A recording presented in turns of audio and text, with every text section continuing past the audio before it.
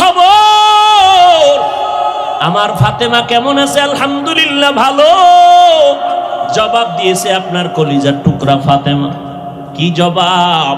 ফাতেমা বলেছে, নবী, সারা দুনিয়ার নারীদের জন্য শ্রেষ্ঠ গুণ হলো চেহারাটা অন্যের বেগানার নজর থেকে নিজের চেহারা বাঁচাইয়া রাখা।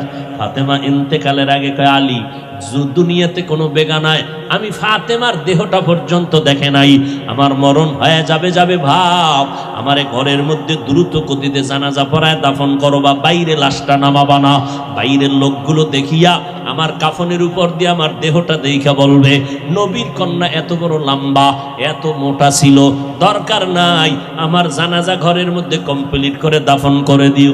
এরে আম্মা জান, আপনারা তো ফাতেমা রাদিয়াল্লাহু আনহার মতো নারী, ফাতেমা যদি পারে আপনি কেন পারবেন না? পারার পরেও দেখেন ফাতেমার উপরে কেমন হুঁশিয়ারি সংকেত। আলান নবিয়্যু সাল্লাল্লাহু আলাইহি ওয়াসাল্লাম, ইয়া ফাতেমাতু আনকিজি নাফসাকি মিনান নার। নবীর ইন্তেকালের 6 মাস আগে ফাতেমাকে নবী ডেকে বলেন, ও ফাতেমা, আমি তোমারে কত আদর করি, বুঝানো যায় না রে ফাতেমা। আমি যদি কোথাও যাই তোমার থেকে শেষে বিদায় নেই, কোথাও থেকে আসলে আগে তোমার কাছে দেখা করি। কিন্তু ফাতেমা বিদায়ের আগে বলে গেলাম, নিজেকে জাহান্নামের আগুন থেকে বাঁচাইয়া কবরে যাইও। কবরে গিয়া যদি নেক আমল দেখাইতে না পারো, কোনো উপায় হবে না।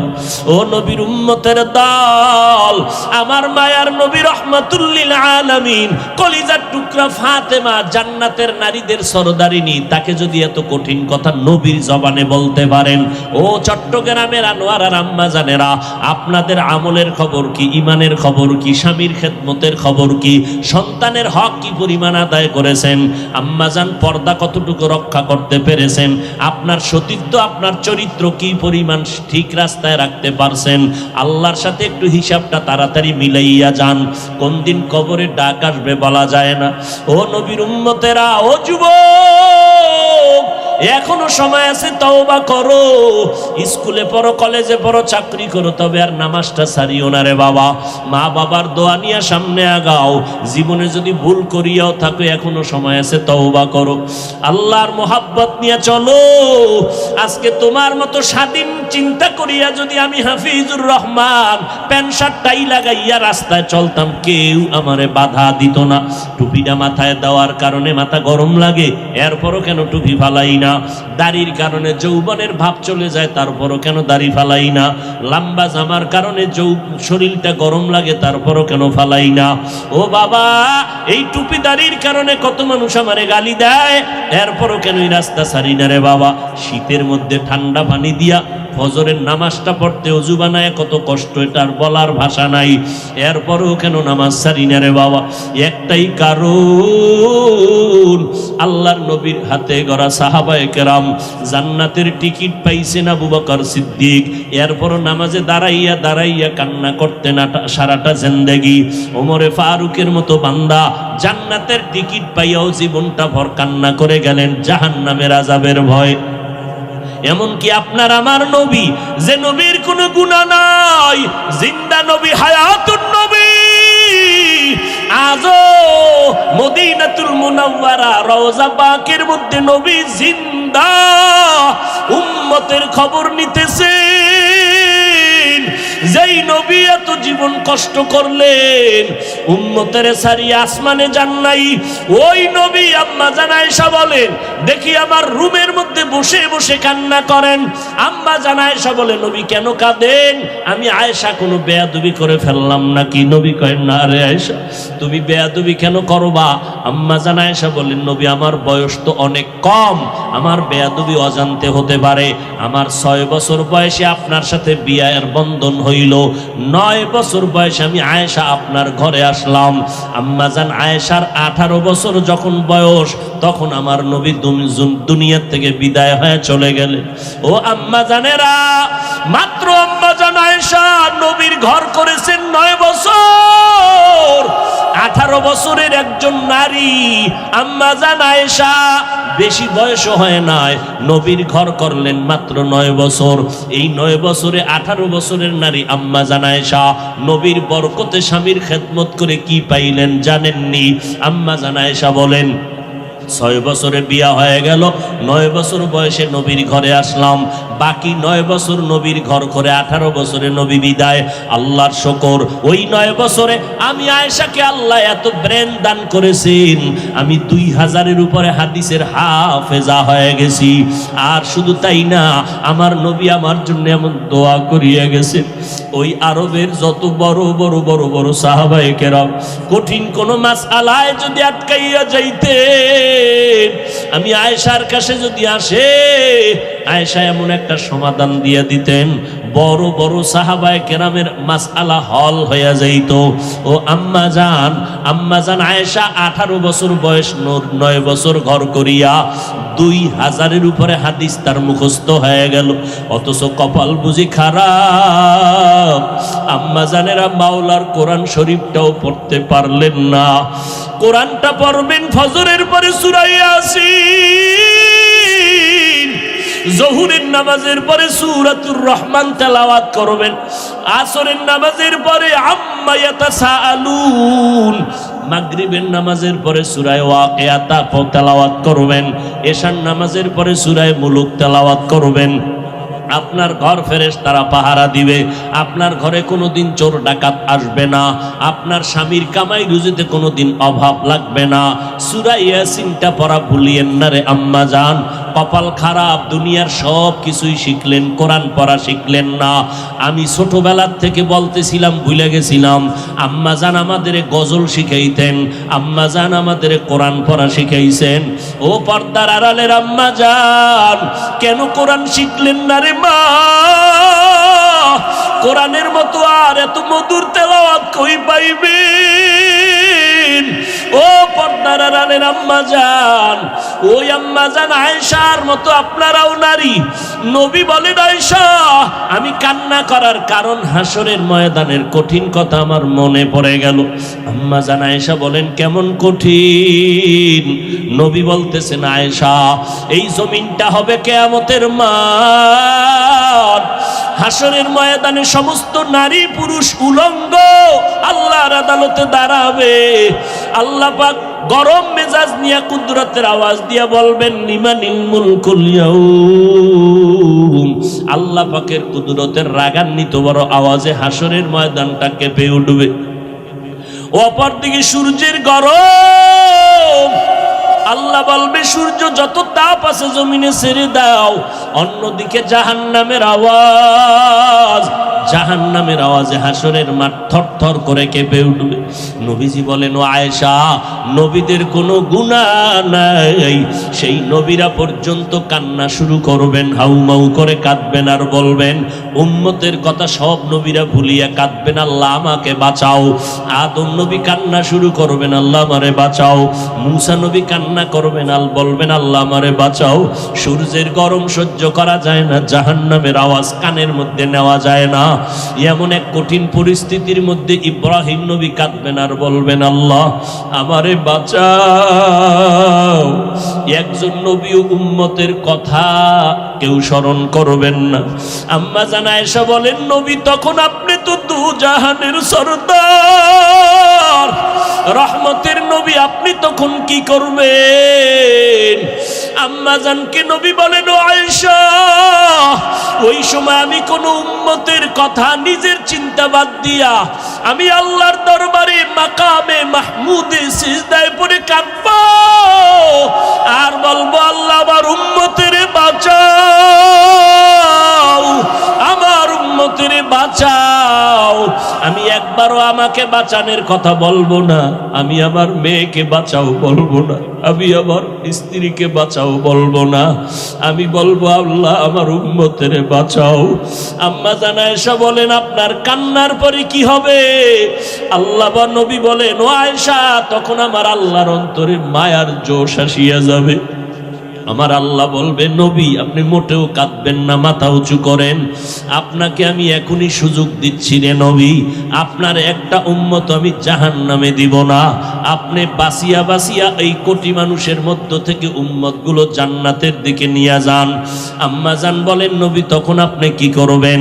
নবী বলেন, আমি কোটি কোটি মানুষের মধ্যে উম্মতগুলো বাসিয়া আরশে আজিমের নিচে নিয়ে বসাবো। আল্লাহর নবীর প্রশ্নের কথায় আম্মা জান আয়েশা বলেন, নবী কোটি কোটি মানুষের মধ্যে আপনি উম্মতগুলো চিনবেন কি করে? আল্লাহর নবী বলেন, ও আয়েশা, দুনিয়াতে আমার উম্মতেরা 5 বেলার ওযু বানাইয়া যারা নামাজ আদায় করত, কিয়ামতের দিন ওই ওযুর অঙ্গগুলো নূরের আলোর দ্বারা ঝলমল করতে থাকবে। আমি নবী দেখে দেখে ধরে ধরে জান্নাতের দরজায় নিয়ে যাব। কিন্তু নবী নিজে নিয়া কাউসারের পানি নিজের হাতে পান করাবেন, লাইনে দাঁড় করায়া। হঠাৎ দেখবে একটা পর্দা পড়িয়ে গেছে, উম্মত পর্দার বাইরে।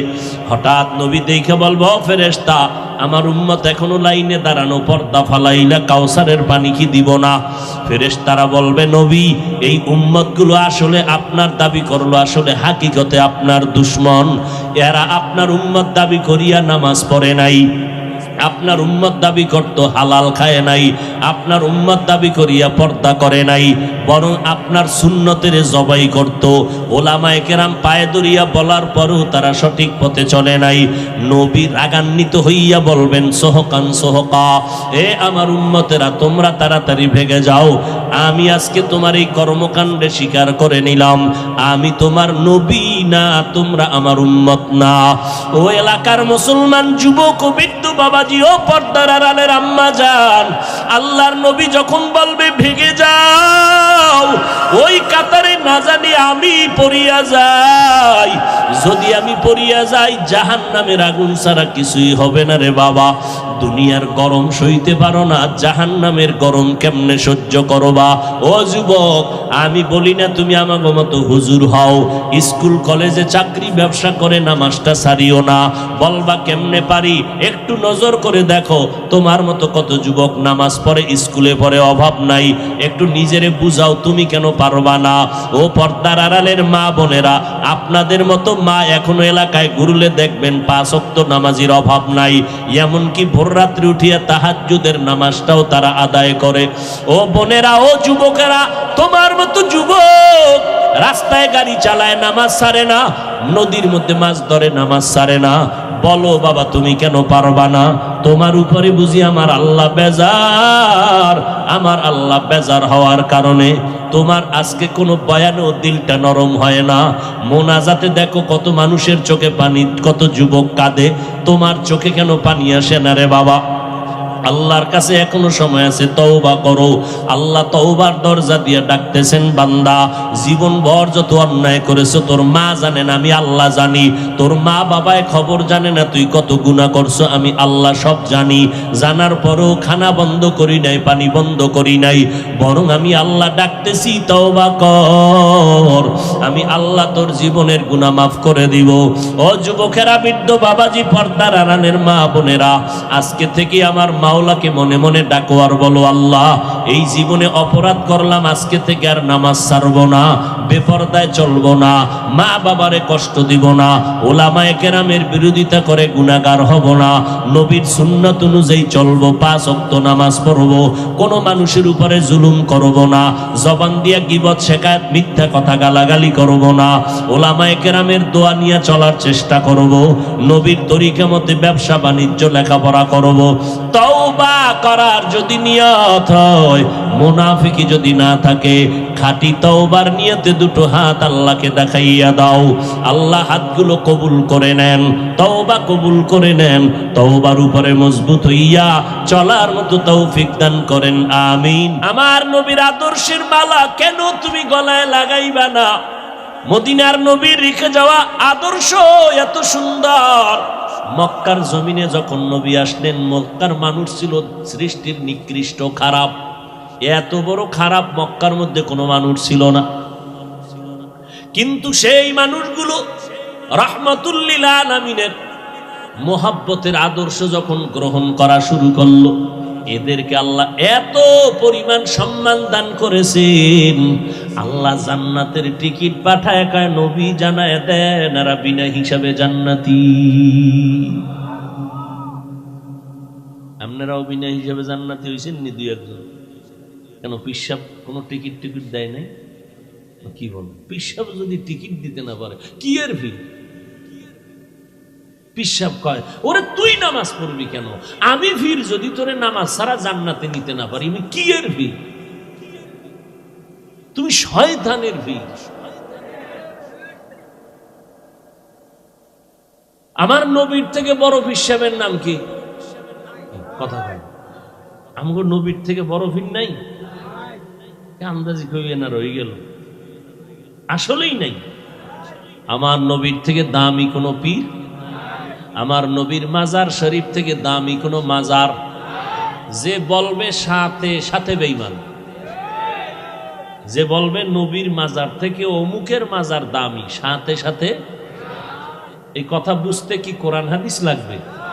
আল্লাহ আকল দিছে না, আকলে বুঝে ধরে না? এই যুবকেরা ঠিক করে রাখো, যদি ভুল বলি দাঁড়া, কানে ধরুন একেবারে কান ছিড়ালাম দইরা তওবা কইরা। আমার নবীর থেকে দামি পীর সাহেবের নাম কি? নাই না? মনে মনে বোধহয় আছে দুই একজন, কও, আওয়াজে বোঝা যায় আছে, কও। নাই? আমার নবীর মাজার শরীফ থেকে দামি মাজারের নাম কেন? আজমিরের মাজার, নিজামুদ্দিন আউলিয়ার মাজার, খানজাহান আলীর মাজার, শাহপরান শাহ নেয়ামত নাই? জমিনের মধ্যে দরবার শরীফ বলো, মদিনার দরবার থেকে দামি দরবার কোনটা? ভাবো, এক মিনিট ভাবো। আমার নবীর মদিনার দরবার থেকে দামি কোন দরবার আসেনি? যদি কেউ ভাবো আমার নবীর মাজার থেকে দামি মাজার অমুকের মাজার, তোমার ঈমান চলে যাবে। শুধু ঈমান চলে যাবে না, কইতে দেরি বিসমিল্লাহ ছাড়া জুতা নিতে দেরি নেই। আমার নবীর থেকে বড় পীর জমিনে নাই, আমার নবীর থেকে বড় কোন মাজার এই জমিনে আর। এর যুবক, আমার নবীর আদর্শ গ্রহণ করিয়া মক্কার বড় বড় খারাপ খারাপ মানুষগুলো তো দামি হয়ে গেল। এরে নবীর উম্মতের দল, এদের ইতিহাস যদি সারা জীবন বয়ান করি শেষ করা যাবে না, কেমন দামি আল্লাহ তাদের বানাইলেন। ৩৯ জন মুসলমান আমার নবীর হাতে কালেমা পড়ে ফেললেন। 10 বছর বয়সে হযরত আলী নবীর হাতে কালেমা পড়লেন। নবীর আদর্শ দেখার পর কলিজা ঠান্ডা হয়ে যাইতেছে সাহাবায়ে কেরামের। কেমন মায়ার নবী! জঙ্গলের পার্শ্ব দিয়ে হাঁটতেছেন আবু বকর সাথে। দুইজন হাঁটতে হাঁটতে অনেক দূর হেঁটে গেলেন, পেটে লাগছে ক্ষুধা। হঠাৎ দেখে একজন আল্লাহর বান্দা চেটিয়াল ময়দানে বকরি চড়ায় রাখাল। নবী দাঁড়াইলেন, আবু বকর দাঁড়ালেন। এই রাখাল, তোমার এই বকরিতে দুধ হয়? বলে হয়। আমার একটু দিবা না, ক্ষুধা লাগছে। রাখাল বলে, বকরির আমি রাখাল, আমি তো মালিক না, আমার অনুমতি নেই দেওয়ার, আমি মালিক না, আমি শুধু রাখাল। শুধু এই এতটুকু বয়ান যদি কেউ দিলে ঢুকায়, আর দুর্নীতি থাকে সোনার বাংলায়, কইলি কইব রাজনীতি। রাখাল বলে, আমার মালিকানায় নাই। এবার রহমাতুল লিল আলামিন দাঁড়ায় আছেন, আবু বকর দাঁড়ানো। ডাক দিয়া কয়, রাখাল, যেই বকরিটা জীবনে দুধ দিবে না, তুমি ভাবো ওই বকরিটা আমি মুহাম্মদের হাতের সামনে এনে দাও। যেটা জীবনে দুধ দিবে না, ওই বকরি নিয়ে আসছে। এইবার বকরিটার নবী হাত দিয়া, বরকতের হাত দিয়া মুছে দিলেন। রাখাল তাকায় দেখতেছে আর বলতেছে, আমি দেখতেছি আব্দুল্লাহর ছেলে মোহাম্মদ যখন বকরির পিঠের উপরে হাত মোবারক বুলাইয়া দিল, সাথে সাথে ভরপুর ওলান হয়ে গেল। মোহাম্মদ নিজের হাতে দুধ টেনে টেনে টেনে টেনে বের করে নিজেও পান করলেন, আবু বকরকে পান করালেন, আমারেও দিলেন।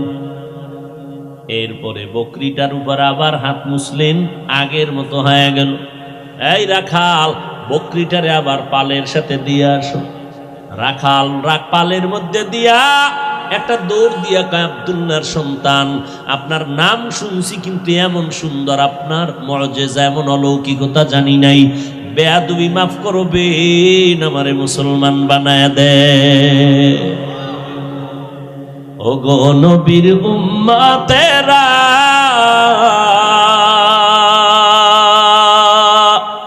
হয়ে আজি দিশাহারা, কোরআন হাদিসের চলো যখন যাহা চায় মনে, নবী বিনে কে তরবে পুলসিরাত মিজানে, নবী বিনে কে তরবে পুলসিরাত মিজানে। কেমন মায়ার নবী আমার, যে নবীর আদর্শ দেখে দেখে বেঈমানরা অল্প সময় কালেমাওয়ালা হয়ে গেল। এরে নবীর উম্মতের দল, আমার মায়ের নবীর আদর্শে পড়িয়া সাহাবায়ে কেরাম নিজের জীবনটাকে বিলীন করে দিয়েছেন, জীবন দিয়া দিছেন, কিন্তু আল্লাহর মোহাব্বতের বিলীন করেন নাই, নবীর মোহাব্বতের মাঝে কোনো ফাটল ধরান নাই। এরে নবীর উম্মতেরা, ও যুবক, এত সুন্দর একটা প্যান্ডেল সাজাইয়া মানুষগুলো বসে আছে, খাওন নাই, ঘুম নাই, বিছনাটাও এত কোয়ালিটি পূর্ণ না। আপনাদের কি মখমলের চাদর দিছেনি? যেই বিছনাটা দিছে এটাই যদি কোনো বিয়ার অনুষ্ঠানে দেয়, কি পরিমাণ জুতা খাইব। অথচ এখানে আপনারা যে বসে আছেন, কে বড় কে ছোট, কে আলেম কে মূর্খ, কোনো ভেদাভেদ নাই, কষ্ট নাই। আছে? কষ্ট আছে? যাহারে ওয়াজে আইলাম, আমাকে এইরকম দুর্বল বিছনা দিল কেন? তাহলে স্বর্ণের ভাটি নিয়ে আইতাম। এতগুলো মানুষ কোনো খানা পাবে এর কোনো নিশ্চয়তা নাই, খাওয়ানোর লোভেও বসে নাই। বসেন কি আবার উটের গোশত দেওয়া হবে? কোনো লোভ নাই। এরপরে এতগুলো মানুষ নিয়ন্ত্রণের জন্য কোনো পুলিশ নেই, র্যাব নাই। আছে? কোনো চুপচাপ বসে আছে, কে এদের বসায় রাখলো? এর পেছনে অবশ্যই কোনো নিয়ন্ত্রণ চলতেছে। ওই আল্লাহকে চিনো। এত সুন্দর অবস্থা দেখাই বেঈমানেরা কালেমা পড়ে। আমগো ধর্মের মধ্যে এমন কোন সিস্টেমই নাই। মুহাম্মদের আদর্শের মধ্যে এত সুন্দর সিস্টেম, এটা দেখে দেখে বহু বিধর্মী কালেমা পড়ে। অযুবকের দল, মদিনার নবী বলছেন যুবকের দ্বারা আমি মুহাম্মদের উপকার হয়েছে। আজকে সেই যুবক সারাটা রাত মোবাইলটা সামনে নিয়ে কবিরা গুনাহ করে করে করে করে রাত কাটায় দেয়। ও যুবক, তাকাইয়া দেখছো তোমার মতো কত যুবক আন্দর কিল্লা মসজিদের গেইটে গিয়া জুমার সময় দেখবা অনেক যুবক তোমার মতো চেহারা সুন্দর গোলাপের মতো, কিন্তু দুইটা চোখের পাওয়ার নাই, ভিক্ষার হাতা থালা নিয়ে কাঁদতেছে, আমার একটু ভিক্ষা দেও। তোমার 2 টাকা দিলে আমার বাসার মধ্যে আগুন জ্বলবে, খানা হবে। আজকে তুমি যেই চক্ষু দিয়া নাচ গান দেখে সারাটা রাত্র কাটাও, আল্লাহ যদি তোমারে অন্ধ বানাইতেন কেমনে সেই নাচ গান দেখতে রে যুবক? আমার আল্লাহরে এখনো চিনো না। আমরা নবীর তরিকা মানার কারণে তোমার সম্মান কমে নাই, ইজ্জত আমাদের কমে নাই। আমার নবীর এই সুন্নতার আদর্শ দুনিয়ার কোন হিন্দুরা মানবে না, বৌদ্ধরা মানবে না, ইহুদিরা মানবে না, খ্রিস্টানরা মানবে না। বলো বাবা, আমার নবীর সুন্নতের আদর্শ কারা মানবে? সত্য কথা বলতেও কষ্ট লাগে। তুমি মুসলমান হইয়া থাকলে নবীর আদর্শ কেন মানো না? তুমি কি বাঁচবা আর পরে আরো 10 বছর পর গ্যারান্টি কই এমন একটা দিন নাই যুবকের লাশের খবর নেই। 365 দিন খুঁজবা, দেখবা গড় হিসাবে প্রতিদিন যুবকের লাশ। আজকে তুমি এখন বয়ানে বসছো, দিব্যি আরামে শুনতেছো। আল্লাহ না করুন আগামীকাল না জানি কার খবর হয়ে যায় হসপিটালে অমুক বান্দা অসুস্থ বিছনায় পড়ে আছে, পরের দিন নাই। ও যুবক, আমার মায়ার নবী তোমার জন্য কত দোয়া করে গেলেন। ওই নবীর আদর্শের মালা গলায় লাগাও। তোমাকে আমি এই কথা বলি না চলো স্কুল কলেজ বাদ দিয়ে সবাই কওমি মাদ্রাসায় যাও, না না না, একবারও বলবো না, কেউ বললেও মানবা না। ও যুবক, আমি এ কথা বলি না, পাঁচকল্লি মাথায় দাও, তাবলিগে যাও, চরমনাই যাও, হাটাজারি যাও, দেওবন্দীদের কাছে যাও, তাও বলবো না। স্কুল সারিয়া মাদ্রাসায় আসো, তাও বলবো না।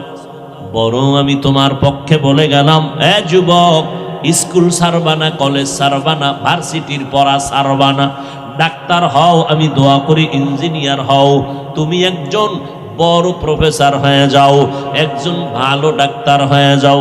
ও বাবা, তুমি ডাক্তার হও, আমার কোনো দুঃখ নাই, বরং দোয়া করি আমার মাদ্রাসায় মাওলানা মুফতি হওয়ার জন্য ছাত্রের অভাব নাই, কিন্তু আমার দেশে আদর্শ ডাক্তারের অভাব, আদর্শ ইঞ্জিনিয়ারের অভাব, আদর্শ একজন প্রফেসরের অভাব। ও বান্দা, তুমি মাদ্রাসায় দরকার নাই, তুমি তোমার লাইনে থাকিয়া তুমি আদর্শওয়ালা হয়ে যাও। স্কুল কলেজে পড়িয়াও তুমি আদর্শ ডাক্তার হও, ইঞ্জিনিয়ার হও, তবে বেয়াদব হইবা না। তোমার আচরণে যেন কোনো আলেম কষ্ট না পায়, তোমার ব্যবহারে যেন মুরব্বীরা কষ্ট না পায়, তোমার ব্যবহারে যেন কোনো মা বাবা, তোমার বন্ধুরা কষ্ট না পায়, তোমার আচরণে যেন অন্য সন্তান খারাপ হয়ে না যায়। ও যুবকের জন্য দরকার তোমার দোয়া। আর দোয়ার মধ্যে তোমার সব থেকে দামি দোয়া হলো তোমার মা বাবার দোয়া। তোমার মায়ের দোয়া নাও, বাবার দোয়া নাও।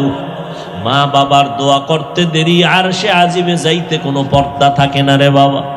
অনেক সন্তানের বাবারা মায়েরা বারবার চিঠি দেয়, দোয়া চায়, হুজুর আমার সন্তানটার জন্য দোয়া করবেন, লাইনে নেই। আমি বলি আব্বা জানেরা, আম্মা জানেরা, যেই পরিমাণ হুজুরদের কাছে আপনারা দোয়া চাইলেন, এর অর্ধেক যদি আল্লাহর কাছে চাইতেন ফলাফল পেয়ে যাইতেন।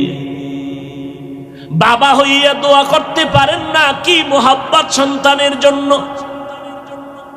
এর পর্দার আড়ালের আম্মা জান আসেনি, আম্মা জানেরা আছে, আম্মা জানেরা আওয়াজ শুনিনি, আমাকে ফাঁস করলি ওলাগা শুনে আল্লাহ কবুল করেন।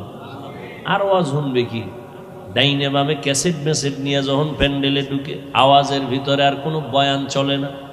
আবার দু চারজন মহিলা যদি এক জায়গায় হয়, বয়ান তাদেরটা শোনা লাগে, আমগো শুনবে কখন? যেই বয়ান শুরু হয়, তিন চারজন আম্মা জান এক জায়গায় হলে টাটকা বয়ান চলে। এই প্যাঁচ লাগাইন না। মহিলা প্যান্ডেলে প্রজেক্টর দেওয়া কবিরা গুনাহ, হারাম। আমার চেহারা আপনার বোনেরা দেখবে, মায়েরা দেখবে, হালাল না হারাম? যেটা সরাসরি দেখা হারাম, এটা ভিডিওতে দেখাও হারাম।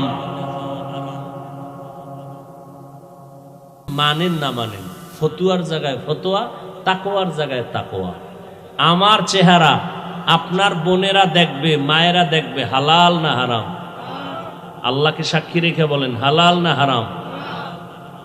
যেটা সরাসরি দেখা হারাম, তা ভিডিওতে দেখাও হারাম। যত গুনাহ হবে সব কমিটি। হেদায়েতের ওয়াজ কি বলবো, আমাদের বহু বুজুর্গরা ওয়াজই এখন বন্ধ করে দিতেছেন। হেদায়েতের ওয়াজ দিয়া সব ডাইরেক্ট কবিরা গুনাহ। ওয়াজ দিছেন হেদায়েতের, মার্কেট করবেন কেন? আবার দোকান দিছেন, মহিলা সেখানে বেপরদায় দোকানে ঢুকবে কেন? এমন দোকান দিবেন কেন? যুবতীরাও ঘুরে, যুবকেরাও ঘুরে ওয়াজের মার্কেটে। এদিক দিয়া সওয়াব, ওদিক দিয়া গুনাহ, প্লাস আর মাইনাস।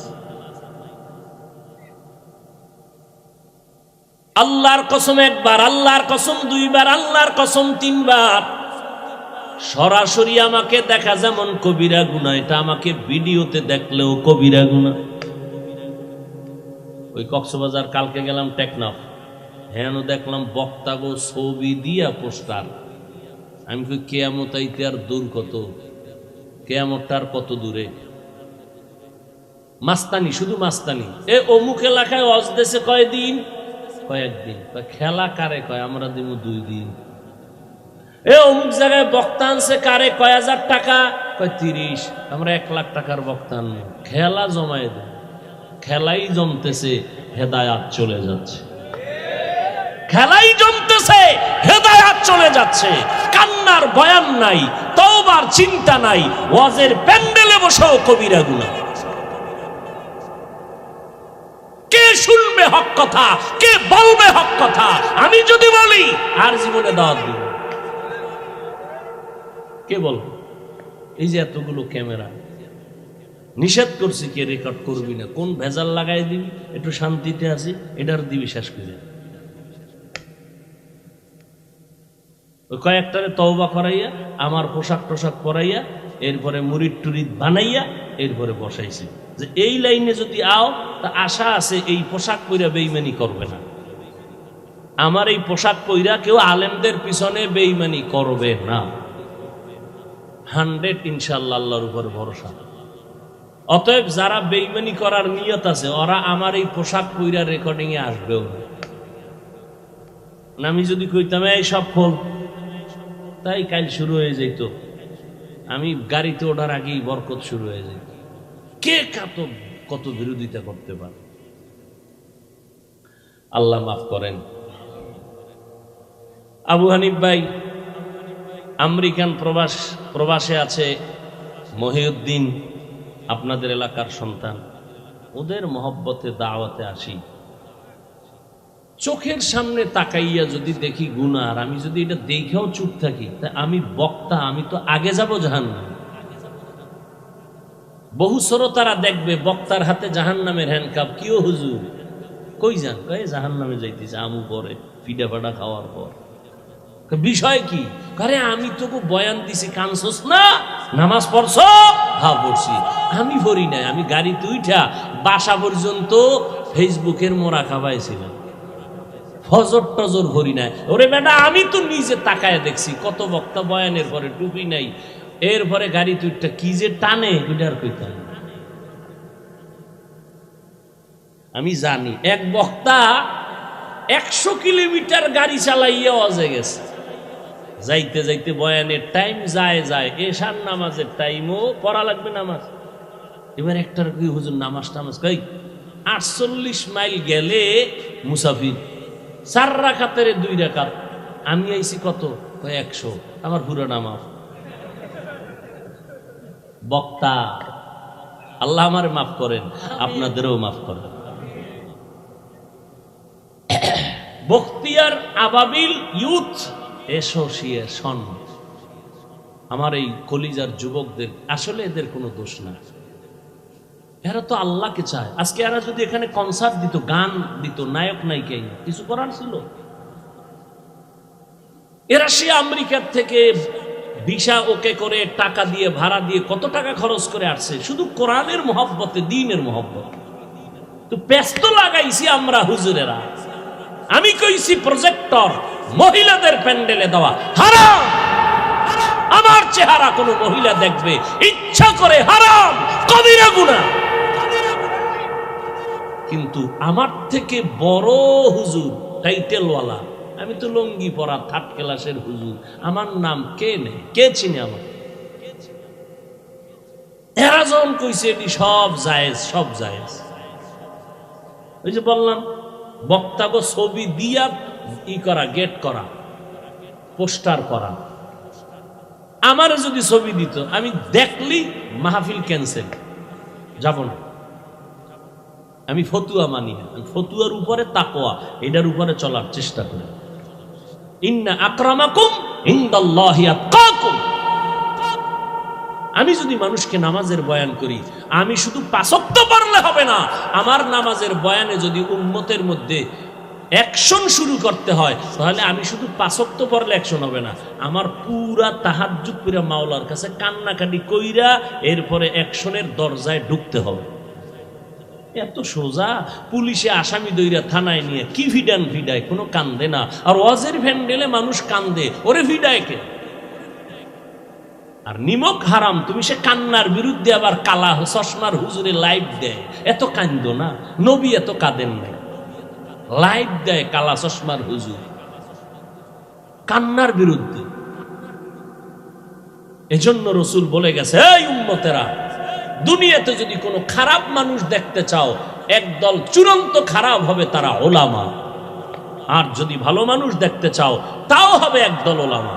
বলে ওলামা চূড়ান্ত ভালো হইলে খারাপ কেন? চূড়ান্ত খাদ্য বিরিয়ানি, খারাপ হইলে ভান্তাবাতের মতো মূল্য নেই। চূড়ান্ত ভালো আলেম ভণ্ডামি করলে গাঞ্জাখোরের মতো দাম নাই।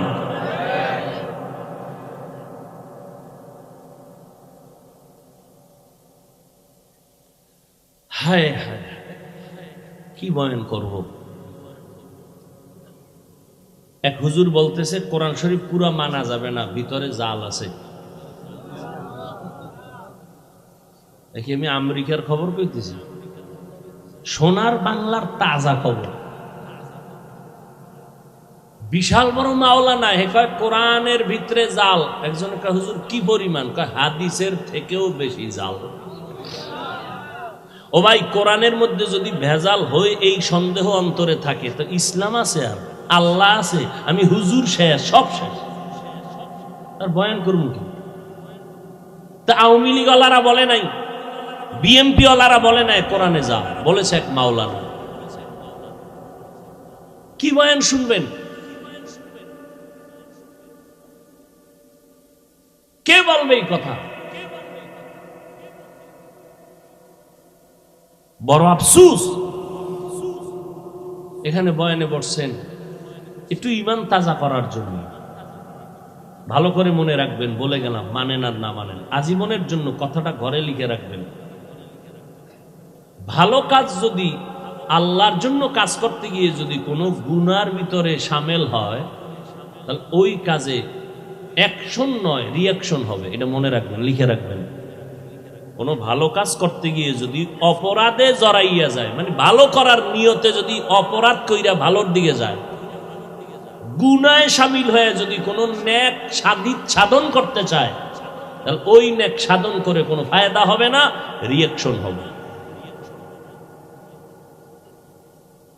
ভালোটাকে ভালো সিস্টেমে করতে হবে। হাদিসও পড়ছি আজকে, লা তাআতা লি মাখলুকিন ফি মাসিয়াতিল খালিক। আল্লাহকে অসন্তুষ্ট করে পৃথিবীর কাউকে খুশি করা হারাম।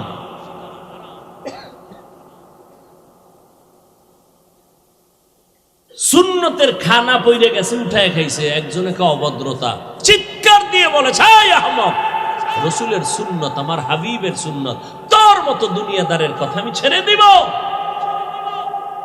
আমরা প্লেট চেটে খাই, কয় অভদ্রতা, আর এরা কুত্তার মতো কিছু খায়, কিছু ফেলে দেয়, ভদ্রতা।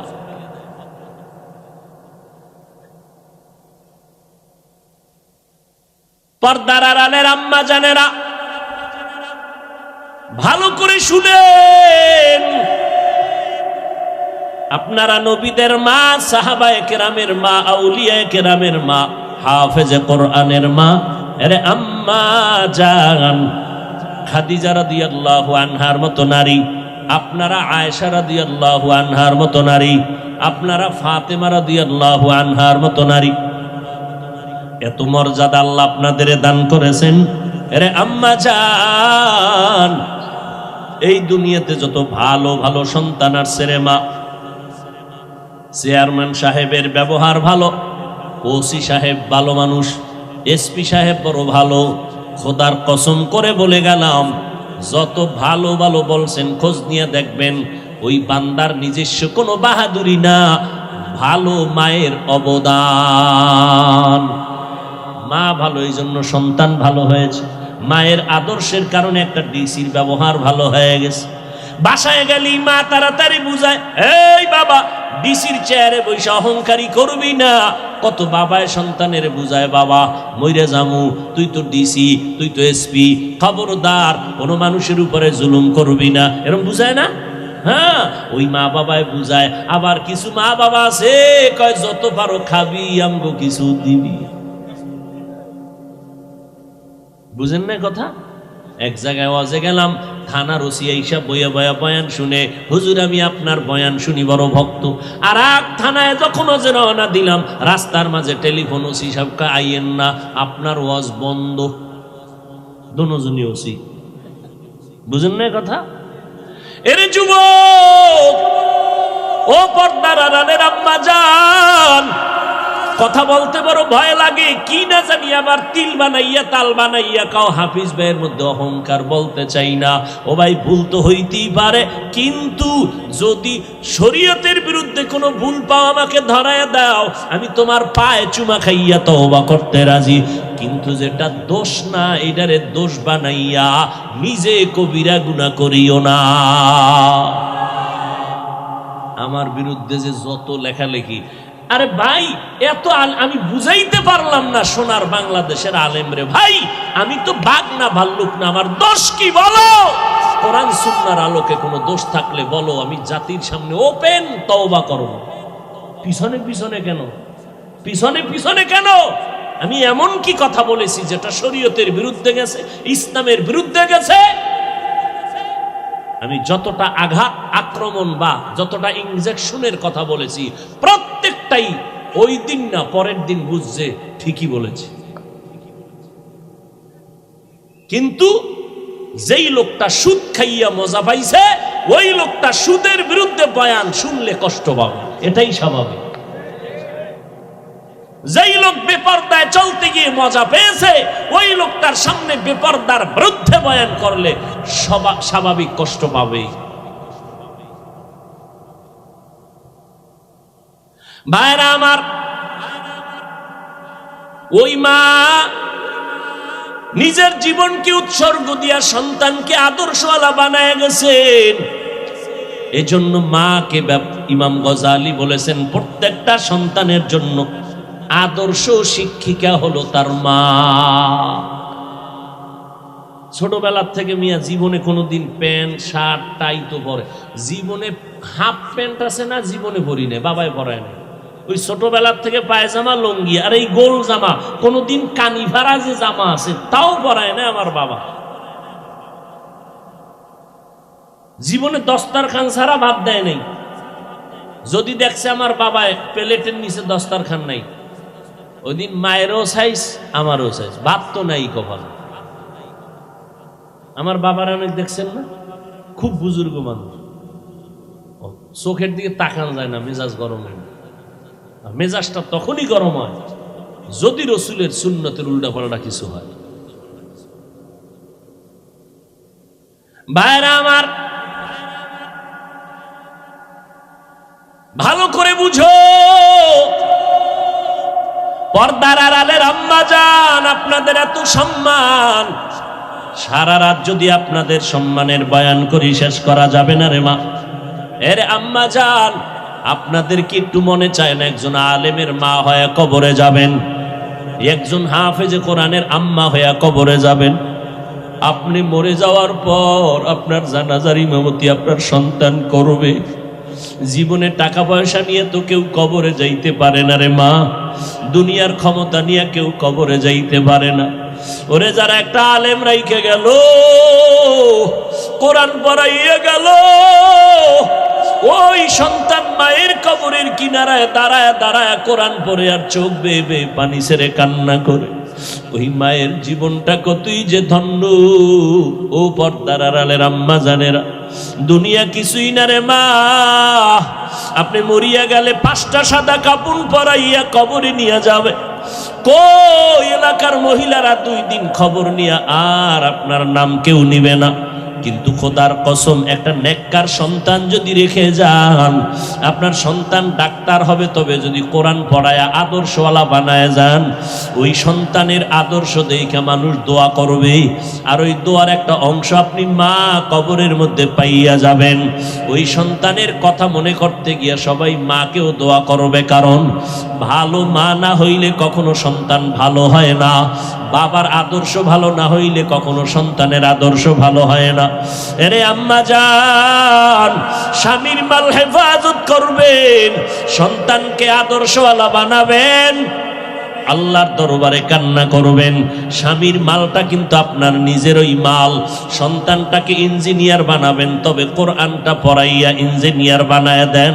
আপনার সন্তান ইঞ্জিনিয়ারিং পড়ার ফাঁকে ফাঁকে ঘুমের ঘরে এশার নামাজের পরে ঘুমের আগে 1 ঘন্টা কোরআন পড়তে পাঠায় দেন কোনো ইমাম সাহেবের কাছে, অথবা ফজরের নামাজের পরে 1 ঘন্টা কোরআন শরীফ পড়তে পাঠায় দেন।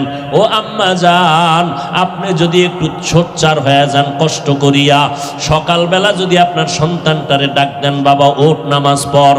আমার নবী তো তাবিজটা দিয়ে গেছেন 1500 বছর আগে।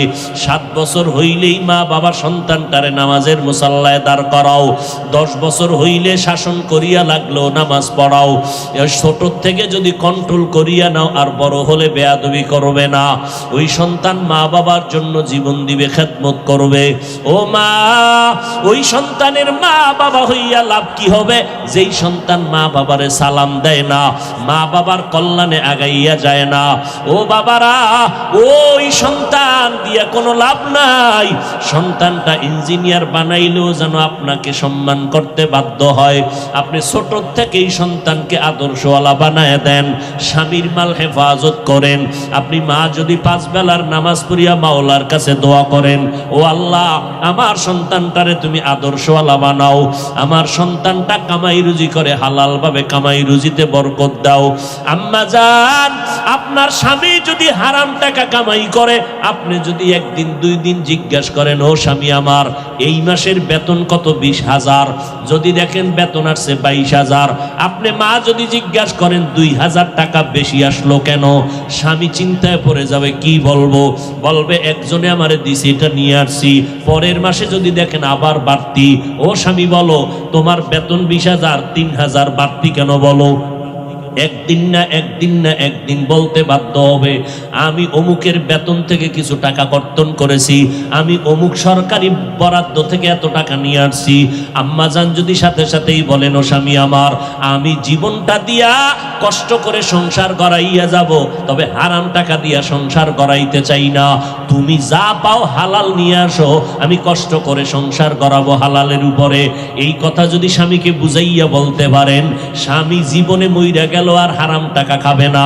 স্বামীকে যদি বলতে পারেন, স্বামী তুমি হারাম খাইয়া তোমার রক্তটারে নাপাক করতেছো, আমার বাচ্চার তো কোনো অপরাধ নাই, তুমি হারাম টাকা দিয়ে আমার বাচ্চার রক্ত কেন নাপাক করবা? হতে দিব না, আমার রক্তটারে নাপাক করতে আমি সুযোগ দিব না। এইভাবে যদি মা, সন্তান চাকরি করতেছে, প্রত্যেকটা মা যদি সন্তানের হাত ধরিয়া কয়, বাবা তুই আমারে মা মানো কিনা? বলে মা মানি। আমি তোরে মরিয়া যাব, জীবনের একটা দাবি কইরা যাই। কি মা বলো? মা যদি হাত ধরে কয়, বাবা জীবনে কোনো গরিবের উপরে জুলুম করবি না, হারাম টাকা কোনোদিন হাত দিয়া ধরবি না, আম্মা জানের একটা কথাই সন্তান আল্লাহর ওলি হয়ে যাবে। এই জন্যই তো নবী বলেছেন, আদ-দুনিয়া কুল্লুহা মাতা ওয়া খায়রু মাতা'id দুনিয়া লিমরাতুস সালিহা। দুনিয়ার সব হলো সম্পদের মধ্যে উত্তম সম্পদ হলো নেককারিনী মহিলারা। ওরে আম্মা জান, আপনারা খাদিজা রাদিয়াল্লাহু আনহার মতো নারী, খাদিজার মতো টাকাওয়ালা তো হতে পারেন না রে মা। ওই খাদিজা রাদিয়াল্লাহু আনহা আরবের মধ্যে এত বড় ধনী, আমার নবীকে বিবাহের বন্ধনে আবদ্ধ করার পরে 2 জন স্বামী বিদায়ের পর আমার আম্মা জান আমার নবীকে গ্রহণ করলেন। আম্মা জানের বয়স 40, নবীর বয়স হলো 25। এই সময় নবীর ঘরে আসলেন আম্মা জান। আরবের ধনী নারী খাদিজা সব সম্পদ স্বামীরে দান করে দিয়েছেন, আর আমগো করেন আম্মা জানেরা স্বামীর কামাই চুরি করে করে গুনার রাস্তায় ব্যয় করে। স্বামী বেচারা বিদেশ থেকে ব্যাংক অ্যাকাউন্ট কইরা স্ত্রীর নামে টাকা দিছে, কত মোহব্বত, আর সে টাকা খরচ কইরা কইরা উল্টা পাল্টা রাস্তায় দৌড়ায়। স্বামী বেচারা দেশে আইসা দেখে ব্যাংক অ্যাকাউন্টে কোনো টাকাই নাই।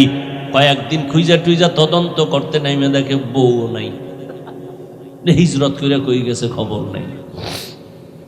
আবার স্বামী বেচারারও একটু ভেজাল আছে, কি ওই বউ আনে না, আছে বউয়ের যৌতুক। বিয়ার আগে বলছিল ভিসা দিবিনি, মাইয়ে নেউ। শ্বশুর বাড়ির থেকে ভিসা নিয়ে বিদেশ যাবে, বিয়া করছে এই শর্তে, বিদেশে যাওয়ার ভিসা দিতে হবে, এই শর্তে বিয়া করছে। যৌতুক হারাম, হারামে কোনোদিন আরাম নাই। ও ভাই, যারা হারাম টাকা কামাই করে সংসার চালান, আপনার সন্তান সংসারে জীবনে শান্তি আসবে না। আল্লাহর কসম, পারলে লিখে রাখেন, আপনার হারাম কামাইয়ের ঘরের সন্তান কোনোদিন আপনারে সম্মান দিবে না। লিখে রাখেন, কোনোদিন সম্মান দিবে না। ওই যে কয়েক মাস আগে ঢাকা বাড্ডা থানায় কোটি টাকার মালিক বাবায় মরে গেল, দুইটা বড় বড় শিক্ষিত সন্তান রেখে গেল। 24টা ঘন্টা দুই ভাই বাবার টাকা নিয়ে ঝগড়া করলো, লাশটা ফালায় রাখছে। 24 ঘন্টায় দাফন করার কেউ নেই। এমন কুলাঙ্গার সন্তান জন্ম দিয়া কি লাভ হবে? এমন কুলাঙ্গারের আব্বা দাবি করলে কি লাভ হবে রে আম্মা জান?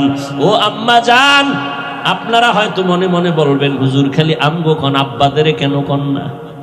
আরে আম্মা জান, বাবা এবং মায়ের তুলনায় সন্তান মায়ের কাছে সময় দেয় বেশি, মাকে ফলো করে বেশি। এই জন্য বলি, মা হলো আদর্শ শিক্ষিকা, আব্বাকে বলে নাই। কারণ বাবায় সংসার ঠিক রাখতে খাওন নাই, ঘুম নাই, দৌড়ার দৌড়, সারা জীবনটা কষ্ট। কোন স্বামী নিজে আরামে থাকার জন্য কষ্ট করে না, বউরে আরামে রাখবে, সন্তানকে হাসি মুখে রাখবে, গাধার মতো কষ্ট করে স্বামীরা। আম্মা জানেরা বুঝে না।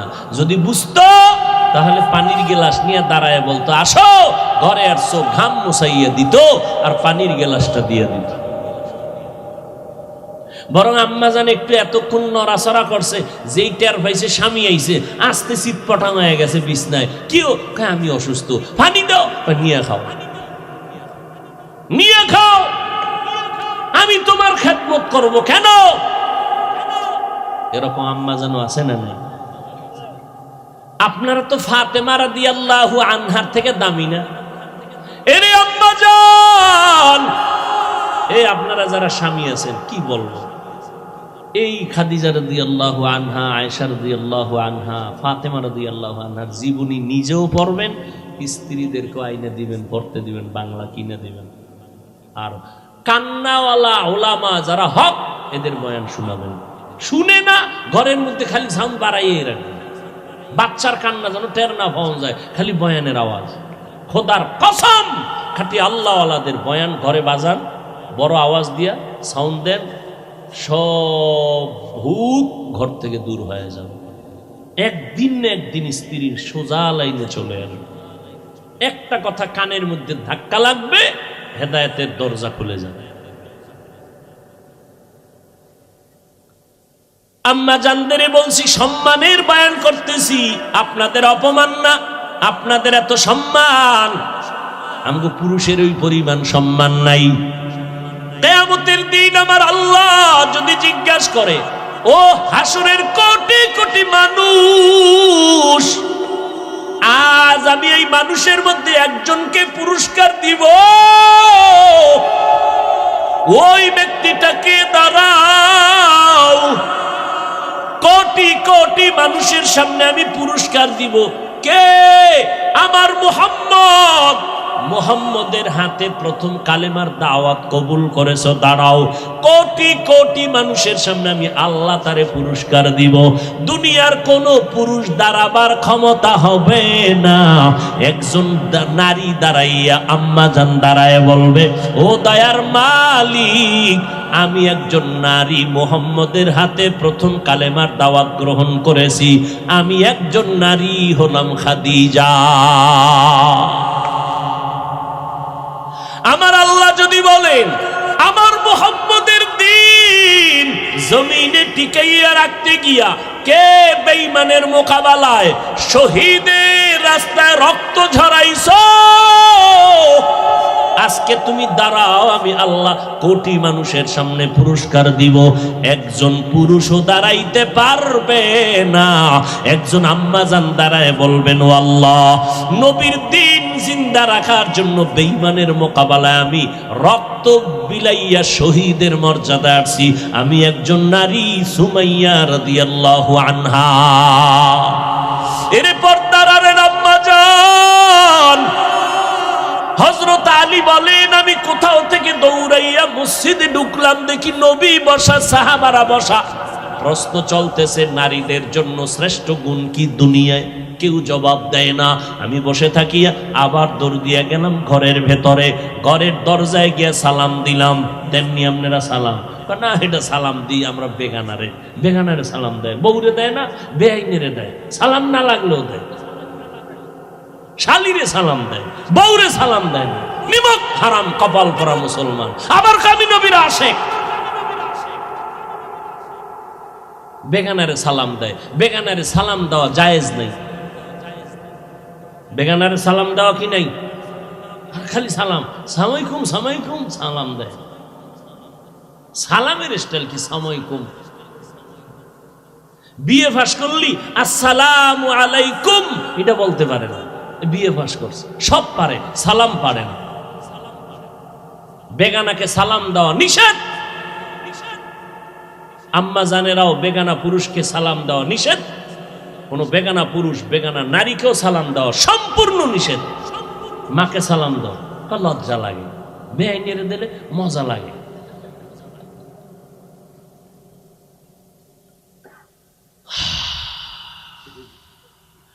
ও আল্লাহর বান্দারা, হযরত আলী বলেন আমি ঘরের দরজায় গিয়ে সালাম দিয়েছি, আসসালামু আলাইকুম ইয়া আহলাল বাইত। ঘর থেকে জবাব ওয়া আলাইকুমুস সালাম। জানা থাকলে বলবেন কে সালামের জবাব দিছে? ফাতেমা রাদিয়াল্লাহু আনহা। দরজার সামনে কে? আরে ভেতরে না ফাতেমা, বাইরে কে? হযরত আলী। আলীর ঘাম ঝরতেছে। ফাতেমা রাদিয়াল্লাহু আনহা কেমন মহিলা! গ্রামে একটা প্রবাদ আছে না, সংসার ধন্য হয় রমণীর গুণে। আজ গোটা দুনিয়াতে রসুলের বংশধারা এখনো জিন্দা আছে ফাতেমার মাধ্যমে, ফাতেমার মাধ্যমে। এরে আম্মা জানেরা, ফাতেমাকে আলী দেখতেছেন হাতে ময়লা লাগানো, কাজে ব্যস্ত। যেই ঘরের মহিলারা সংসারে কাজ করে না তাদের সংসার উন্নতি হয় না, কপাল ভুইরা যায়। ও পর্দার আড়ালের মা, নিজের সংসার নিজে করাইবেন, কাজের মাইয়া বলারে দিয়ে সব কাজ করাইবেন না রে আম্মা, বরকত হবে না। কেমনে কইতাম এত কথা ওয়াজে কওয়া যায়? আম্মা জান আপনার কাপড় চুপুর, আব্বা জানের কাপড় চুপুর কাজের লোক দিয়া ধুইতে দিবেন না, বরকত থাকবে না। ও কেমনে বলি, এরে আম্মা জান, ফাতেমা নিজের হাতে চাকা ঘুরাইয়া আটা বের করে, নিজ হাতে রুটি বানায়। আর আম্মা জান খালি কয় আমি অসুস্থ। আল্লাহ একা যখন কইতি আছো বাড়াইতেই থাকি, পয়েন্ট খালি বাড়তি আছে। ডায়াবেটিস কত? কয় 28, এরপরে কয় 35। কাম করবো না, টাকার বাহাদুরি। কাজের লোকে বাথরুমে গেলে পরিচ্ছন্ন হয় কিনা, অজু করে কিনা খবর নাই, ও যা খাওয়াবি দেখে। একটা গিরনেও তো থাকা উচিত। সব কাজ কাজের লোক করবে কেন? যেটা কাজের লোক করবে সে কাজ করবে। আপনি আম্মাজান তো ঘরের রত্ন, স্বামীরে পাকাইয়ে খাওয়াইবেন আপনি। এরে আম্মাজান, হযরত আলী বলে ফাতেমা কাজে ব্যস্ত, সব কাজ বন্ধ করে সালাম দিয়ে পানি দিলেন। কি ব্যাপার এত পেরেশান কেন? নবীজির দরবার থেকে আসছি, আব্বাজান কেমন আছেন? আলহামদুলিল্লাহ, তবে একটু পেরেশান দেখলাম। কেন পেরেশান? ও ফাতেমা, একটা প্রশ্ন নিয়ে কথা চলতেছে, জবাব নাই। এই জমিনের মধ্যে নারীদের জন্য শ্রেষ্ঠ গুণ কি কেউ বলতে পারে না। নবীও চুপ করে বসে আছেন। ফাতেমা আমার দিল বলে তুমি হয়তো পারবা।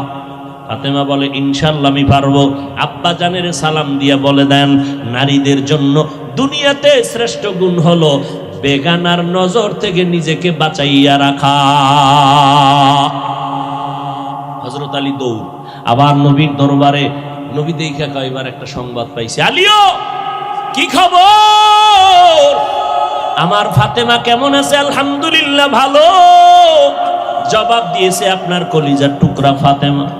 কি জবাব? ফাতেমা বলেছে, নবী, সারা দুনিয়ার নারীদের জন্য শ্রেষ্ঠ গুণ হলো চেহারাটা অন্যের বেগানার নজর থেকে নিজের চেহারা বাঁচাইয়া রাখা।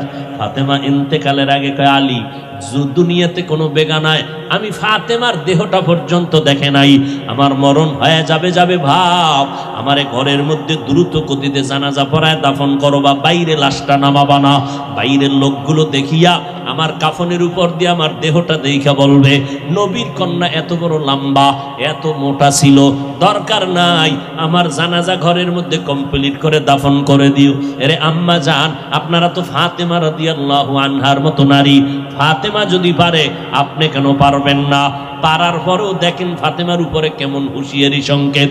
আলান নবিয়্যু সাল্লাল্লাহু আলাইহি ওয়াসাল্লাম, ইয়া ফাতেমাতু আনকিজি নাফসাকি মিনান নার। নবীর ইন্তেকালের 6 মাস আগে ফাতেমাকে নবী ডেকে বলেন, ও ফাতেমা, আমি তোমারে কত আদর করি বুঝানো যায় না রে ফাতেমা, আমি যদি কোথাও যাই তোমার থেকে শেষে বিদায় নেই, কোথাও থেকে আসলে আগে তোমার কাছে দেখা করি। কিন্তু ফাতেমা বিদায়ের আগে বলে গেলাম, নিজেকে জাহান্নামের আগুন থেকে বাঁচাইয়া কবরে যাইও, কবরে গিয়া যদি নেক আমল দেখাইতে না পারো কোনো উপায় হবে না। ও নবীর উম্মতের দল, আমার মায়ার নবী রাহমাতুল লিল আলামিন, কলিজার টুকরা ফাতেমা, জান্নাতের নারীদের সরদারিনী, তাকে যদি এত কঠিন কথা নবীর জবানে বলতে পারেন, ও চট্টগ্রামের আনোয়ার আর আম্মা জানেরা, আপনাদের আমলের খবর কি, ইমানের খবর কি, স্বামীর খেদমতের খবর কি, সন্তানের হক কি পরিমাণ আদায় করেছেন, আম্মাজান পর্দা কতটুকু রক্ষা করতে পেরেছেন, আপনার সতীত্ব, আপনার চরিত্র কি পরিমাণ ঠিক রাস্তায় রাখতে পারছেন, আল্লাহর সাথে একটু হিসাবটা তাড়াতাড়ি মিলাইয়া যান, কোন দিন কবরে ডাক আসবে বলা যায় না। ও নবীর উম্মতেরা, ও যুবক, এখনো সময় আছে, তওবা করো, স্কুলে পড়ো, কলেজে পড়ো, চাকরি করো, তবে আর নামাজটা ছাড়িও না রে বাবা। মা বাবার দোয়া নিয়ে সামনে আগাও, জীবনে যদি ভুল করিয়াও থাকো এখনো সময় আছে, তওবা করো, আল্লাহর মোহাব্বত নিয়ে চলো। আজকে তোমার মতো স্বাধীন চিন্তা করিয়া যদি আমি Hafizur Rahman pant shirt tie লাগাইয়া রাস্তায় চলতাম, কেউ আমারে বাধা দিত না। টুপিটা মাথায় দেওয়ার কারণে মাথা গরম লাগে, এরপরও কেন টুপি ফালাই না? দাড়ির কারণে যৌবনের ভাব চলে যায়, তারপরও কেন দাড়ি ফালাই না? লম্বা জামার কারণে শরীরটা গরম লাগে, তারপরও কেন ফালাই না? ও বাবা, এই টুপি দাড়ির কারণে কত মানুষ আমারে গালি দেয়, এরপরও কেন এই রাস্তা ছাড়ি না রে বাবা? শীতের মধ্যে ঠান্ডা পানি দিয়া ফজরের নামাজটা পড়তে ওযু বানায় কত কষ্ট, এটার বলার ভাষা নাই, এরপরও কেন নামাজ ছাড়ি না রে বাবা?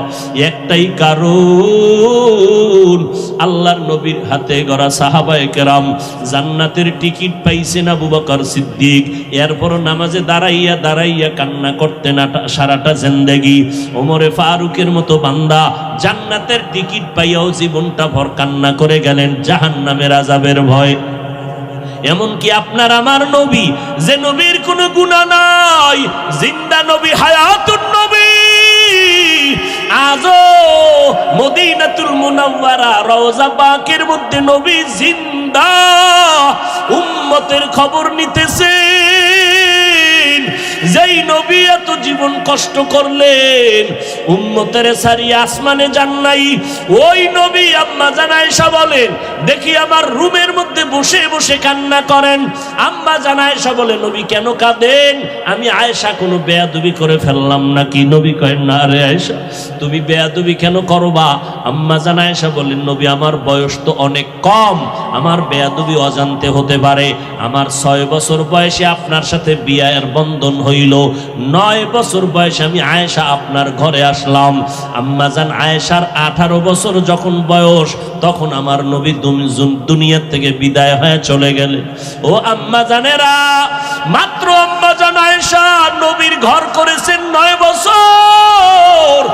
18 বছরের একজন নারী আম্মা জান আয়েশা, বেশি বয়স হয় নাই, নবীর ঘর করলেন মাত্র 9 বছর। এই 9 বছরে 18 বছরের নারী আম্মা জান আয়েশা নবীর বরকতে স্বামীর খেদমত করে কি পাইলেন জানেননি? আম্মা জান আয়েশা বলেন, 6 বছরে বিয়া হয়ে গেল, 9 বছর বয়সে নবীর ঘরে আসলাম, বাকি 9 বছর নবীর ঘর করে 18 বছরে নবী বিদায়। আল্লাহর শুকর, ওই 9 বছরে আমি আয়েশাকে আল্লাহ এত ব্রেন দান করেছেন, আমি 2000-এর উপরে হাদিসের হাফেজা হয়ে গেছি। আর শুধু তাই না, আমার নবী আমার জন্য এমন দোয়া করিয়া গেছে, ওই আরবের যত বড় বড় বড় বড় সাহাবায়ে কেরাম কঠিন কোন মাসআলায় যদি আটকাইয়া যাইতে, আমি আয়েশার কাছে যদি আসে, আয়েশা এমন একটা সমাধান দিয়ে দিতেন, বড় বড় সাহাবায়ে কেরামের মাসআলা হল হইয়া যাইত। ও আম্মা জান আয়েশা 18 বছর বয়স, 9 বছর ঘর করিয়া 2000-এর উপরে হাদিস তার মুখস্থ হয়ে গেল। অথচ কপাল বুঝি খারাপ, আম্মা জানেরা মাওলার কোরআন শরীফটাও পড়তে পারলেন না। কোরআনটা পড়বেন ফজরের পরে সূরা ইয়াসিন, জোহরের নামাজের পরে সূরাতুর রহমান তেলাওয়াত করবেন, আসরের নামাজের পরে আম্মা ইয়াতাসাআলুন, মাগরিবের নামাজের পরে সূরা ওয়াকিয়া তেলাওয়াত করবেন, এশার নামাজের পরে সূরা মুলুক তেলাওয়াত করবেন। আপনার ঘর ফেরেশতারা পাহারা দিবে, আপনার ঘরে কোনোদিন চোর ডাকাত আসবে না, আপনার স্বামীর কামাই রুজিতে কোনোদিন অভাব লাগবে না। সূরা ইয়াসিনটা পড়া ভুলিয়েন না রে আম্মা জান। কপাল খারাপ, দুনিয়ার সব কিছুই শিখলেন, কোরআন পড়া শিখলেন না। আমি ছোটবেলার থেকে বলতেছিলাম, ভুলে গেছিলাম, আম্মা জান আমাদের গজল শিখাইতেন, আম্মা জান আমাদের কোরআন পড়া শিখাইছেন। ও পর্দার আড়ালের আম্মা জান, কেন কোরআন শিখলেন না রে মা? কোরআনের মতো আর এত মধুর তেলাওয়াত কই পাইবেন? ও পর্দার আড়ালের আম্মা জান, ওই আম্মা জান আয়েশার মতো আপনারাও নারী। নবী বলেন, আয়েশা আমি কান্না করার কারণ হাসরের ময়দানের কঠিন কথা আমার মনে পড়ে গেল। আম্মা জান আয়েশা বলেন, কেমন কঠিন? নবী বলতেছেন, আয়েশা এই জমিনটা হবে কিয়ামতের মাঠ, হাসরের ময়দানে সমস্ত নারী পুরুষ উলঙ্গ আল্লাহর আদালতে দাঁড়াবে। আল্লাহ পাক গরম মেজাজ নিয়ে কুদরতের আওয়াজ দিয়া বলবেন, লিমানিল মুলকুল ইয়াউম। আল্লাহ পাকের কুদরতের রাগান্বিত বড় আওয়াজে হাসরের ময়দানটা কেঁপে উঠবে। অপরদিকে সূর্যের গরম, আল্লাহ বলবে সূর্য যত তাপ আছে জমিনে ছেড়ে দাও। অন্যদিকে জাহান্নামের আওয়াজ, জাহান্নামের আওয়াজে হাসরের মাঠ থরথর করে কেঁপে উঠবে। নবীজি বলেন, ও আয়েশা নবীদের কোনো গুনাহ নাই, সেই নবীরা পর্যন্ত কান্না শুরু করবেন, হাউমাউ করে কাঁদবেন আর বলবেন, উম্মতের কথা সব নবীরা ভুলিয়া কাঁদবেন, আল্লাহ আমাকে বাঁচাও। আদম নবী কান্না শুরু করবেন, আল্লাহ আমারে বাঁচাও। মূসা নবী কান্না করবেন, আল বলবেন, আল্লাহ আমারে বাঁচাও। সূর্যের গরম সহ্য করা যায় না, জাহান্নামের আওয়াজ কানের মধ্যে নেওয়া যায় না। এমন এক কঠিন পরিস্থিতির মধ্যে ইব্রাহিম নবী কাঁদবেন আর বলবেন, আল্লাহ আমারে বাঁচাও।